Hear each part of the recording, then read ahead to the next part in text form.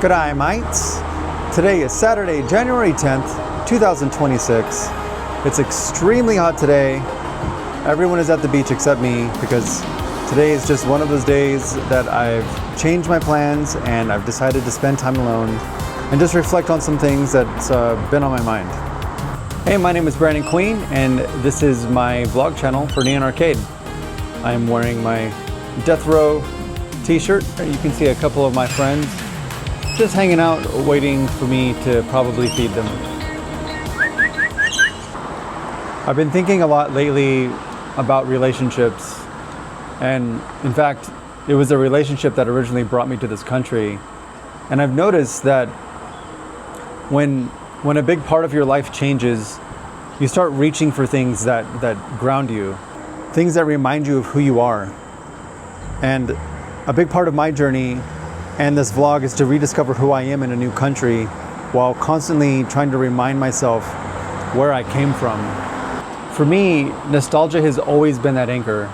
And today I realized that I didn't actually have to look that far to find it, because I believe that a piece of my childhood actually followed me here to Australia. And I want to show you what it is, so come follow me and I'll show you. Today we're taking a short trip to a place that would probably give most Americans that instant sense of comfort and nostalgia. But before we head there, I just wanted to show you something real quick that I found near my home, because it ties into all of this in a really unexpected way, which happens to be Walter Gore's Park. Let me explain. So this park is just around the corner from where I live, and I remember coming here when I lived here in 2010, and none of this stuff was here that you can see now. All of this like workout equipment and like these benches and barbecue pits and all this stuff. It was just like an empty grass. But long before that, this used to be the property of the Gores family, specifically Walter Gores, who allegedly started this whole community in the northern beaches. This was basically their front yard or backyard, which has been turned into a park, public park. But long before that, this was, they developed all this land and developed the community in the northern beaches, which is why you'll see their name. But there's something interesting that I found out that I don't think a lot of people know and realize, is that Walter Gores III actually ended up building something in the northern beaches that was originally from the United States. And that thing is where we're going to go. That place is where we're going to go. And it happens to have something there specifically that I'm going to get that's going to bring back all the nostalgic feels. So we're going to go hop on a bus and go up the street, and I'm going to take you there. I'm going to show you exactly what it is. I won't leave you in suspense any longer. Let's go. Now, I mentioned earlier that I've been thinking a lot lately about relationships, and that I came here to this country for a relationship, which I'm no longer in. And I don't want to get too much in detail about that. And I want to, there's a lot of things that are very private, but I do want to address one thing. And I know it's very difficult to talk about, especially for men. And that is that, I'm currently recovering from an abusive relationship. And it's not something that men typically experience or even talk about. And that's why it's been extra difficult for me, because, it's not like I can find a lot of other men that relate to this issue. And I'm sure there's, resources online and stuff, but it's just, it's been very difficult trying to find myself again, especially in a new place, in a new country. And I've been thinking a lot about, what keeps me grounded, like where did I come from? Where did I grow up with? What can I bring with me from home here that's going to help me plant roots and feel like a sense of belonging? Because a big part of my identity was my relationship, was my partner. And when you separate from someone that you've been so close with, you sort of lose a part of yourself. And a big part of my journey is kind of rediscovering myself again. And I think, as I go through each day, I'm learning more and more about myself and what I'm doing and what I want, where I'm going. And it's not easy to do, especially when I feel alone here. You know, all my family is back in the States, and you know, most of my closest friends. Fortunately, my best friend lives here. But you know, I mean, you can't always dump everything on one person, or anybody for that matter. You know, which is why mental health is so important, and which is why seeing a therapist is very, very important, which is what I'm doing. And I think if anybody else is going through something similar or has experienced something like this, don't be afraid to talk about it, and don't be afraid to, you know, seek help, especially professional help. There's nothing wrong with it, and I think everybody comes out better in the end. We have arrived at our location. Get ready. Here it is.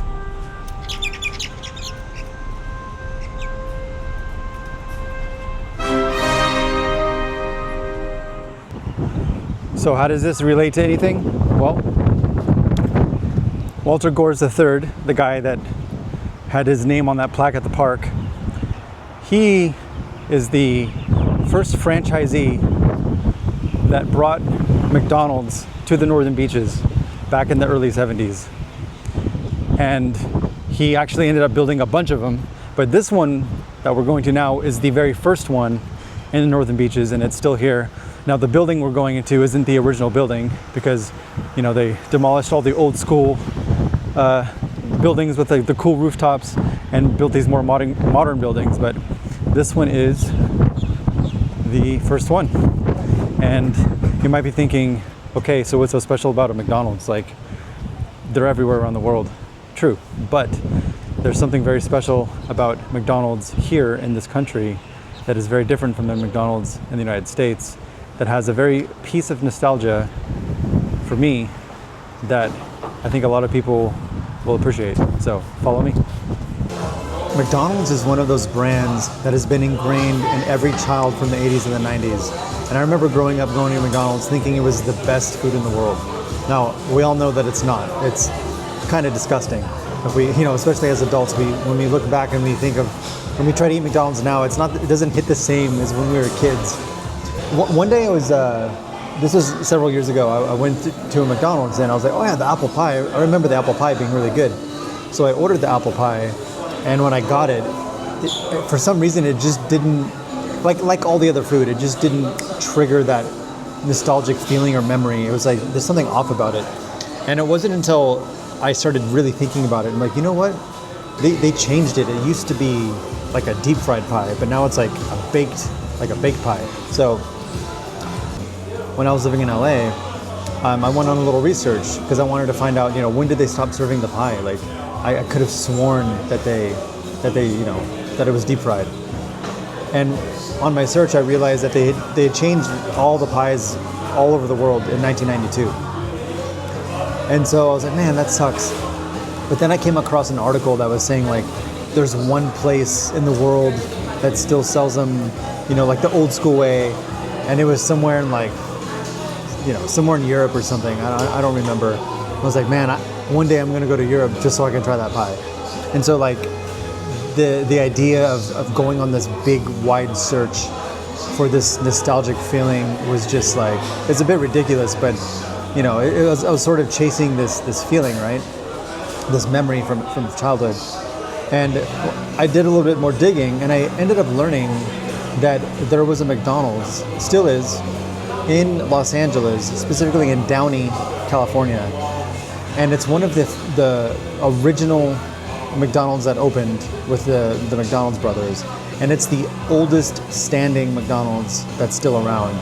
And it's sort of like a little museum now. And I learned that they are the only McDonald's in the entire United States that still serves the pie the old school way. And I did a little bit more research and learned that the reason why they do that is because when Ray Kroc bought the franchise and started making all these changes, he decided, or that McDonald's decided they didn't want to conform to all the new changes. They eventually slowly did, but in 1968, when the pie and the Big Mac came out, they were very reluctant to conform to the new menu, but they realized if they weren't going to do it, they were going to lose money and lose customers. So they did, and it ended up being really popular. But in 1992, when Ray Kroc decided to change all the pies to baked pies, that store rebelled and said, no, we're going to stick with the old school recipe. This is what people like. We don't care about health this and health that. This is what people want. This is what we're going to give them. And they were able to retain that freedom to do that. And because that McDonald's is listed as a heritage location, they have some leeway to get away with some of the corporate pressure that's put on them to make changes. So, to my point, it's interesting how sometimes you go through life just like searching and looking for that one thing that's gonna just like make you happy. And sometimes, when you find that thing and you hold on, you try to hold on to it, and like when I went to that McDonald's, I ended up buying 5 pies and I took 3 of them home and ate 2 of them there. I was just like, oh my God, this is like nostalgia for me. I think it's interesting how we try to make sense of things after they happen. Like when something doesn't work out, some tragedy happens or whatever, we always try to justify it. Oh, it must be for a reason. And I find myself thinking about that a lot. And I think it's sort of just human nature to kind of do that. I know a few of my friends feel that same pressure, but in different ways. Like waiting for a partner, or wondering when things are going to happen, or asking themselves, about past relationships that didn't work out. And over time, I'm starting to notice something. I've noticed that the harder you try to look for something, meaning, connection, certainty, the further away it can sort of feel.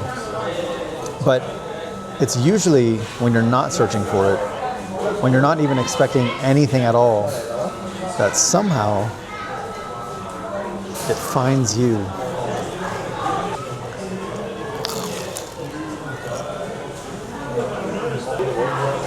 Just like I remember, I just found out that every single McDonald's in this country does the pie like they used to back in the 80s.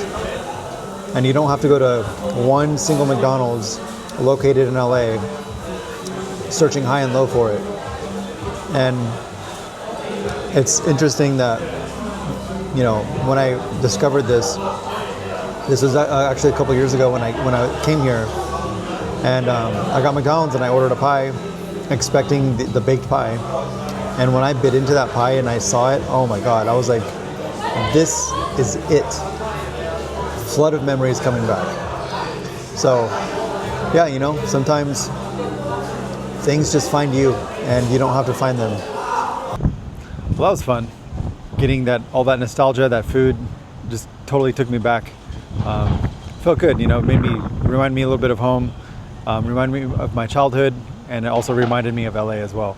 So I guess that's it for today. So if I don't see you, thanks for sharing this day with me.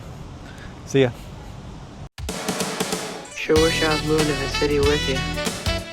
Yeah, me too. Nobody knows how you're feeling deep inside. You packed up all your memories of fun and happy times.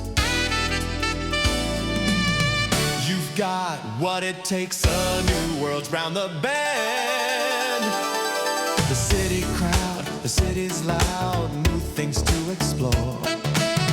New places, different faces, will you make friends like before? Let's go yourself to eat. Hey, yeah, and I'm hungry. Hey, Jim. Yeah? Aren't you coming? Oh, Yeah. Starting up friendships in a place that feels like home.